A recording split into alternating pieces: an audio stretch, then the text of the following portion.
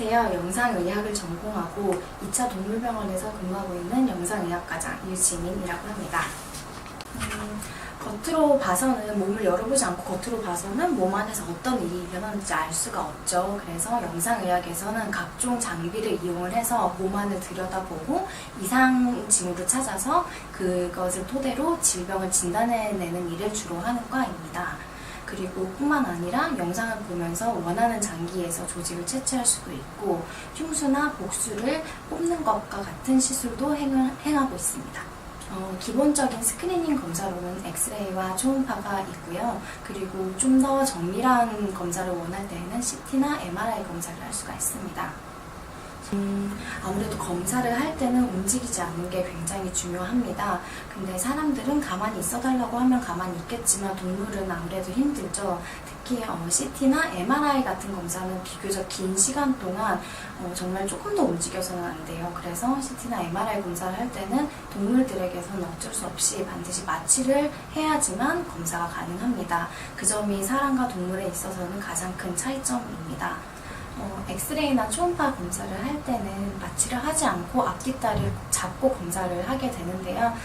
보통의 경우에는 얌전하게 잘 협조를 해주지만 간혹 가다가 좀 많이 사납고 많이 움직이고 특히 대형견 같은 경우에는 저희가 힘으로 제압을 하지 못하는 경우들이 있어요. 그럴 때는 검사를 하는 검사자도 힘들고 검사를 받는 동물들도 좀 많이 힘들게 됩니다. 그럴 때마다 제가 결코 너를 해하지 않는다라고 말을 해주고 싶어요.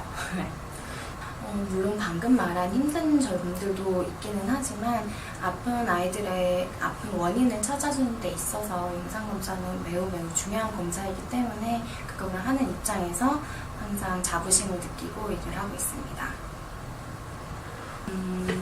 영상의학은 비교적 최근에 갑자기 발전한 학문이다 보니까 아직 영상의학을 전공한 사람들이 그렇게 많지 않아서 수요에 비해서는 아직 인력이 많이 잘 못 따라가고 있는 실정이에요. 그래서 만약에 영상의학을 전공을 해서 나중에 구직 활동을 한다면 그런 부분에 있어서 큰 이점으로 작용을 할 수 있을 것 같고요. 그리고 아무래도 검사들이 다 앉아서 진행이 되는 검사다 보니까 저 같은 저질 체력이신 분들에게는 딱 맞는 분야라고 생각을 합니다.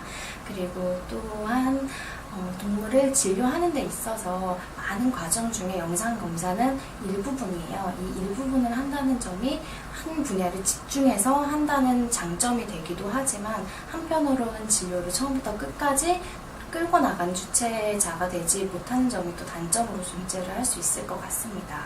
그리고 이 영상을 시청하시는 학부생들이라면 공감을 하겠지만 영상들이 다 흑백이고 또 불을 끄고 수업을 해요. 영상을 배울 때. 그래서 그분도 너무 지루하고 졸리고 해서 배울 때 많이 힘든데 그때 포기를 많이 해요. 근데 포기하지 않고 공부를 열심히 한다면 영상의학은 단점보다는 장점이 훨씬 많은 분야라고 생각이 됩니다.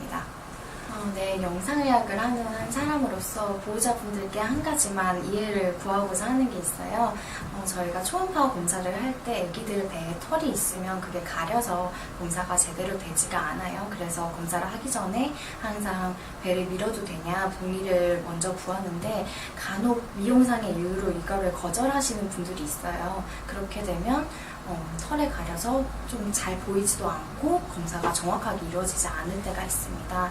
그래서 이 기회를 통해서 반드시 털을 미는 것만은 허락해달라고 부탁을 드리고 싶고요. 그리고 저희가 검사를 하다 보면 아무래도 애들이 말을 못하는 애들이다 보니까 병을 혼자서 키워서 이미 검사를 했을 때는 손 쓸 수 없이 진행된 상황들이 너무 많아요. 그럴 때마다 너무 안타까운데요. 적어도 애기들 건강을 위해서 적어도 1년에 한 번은 건강검진을 와주시는 것을 부탁드리겠습니다. 감사합니다.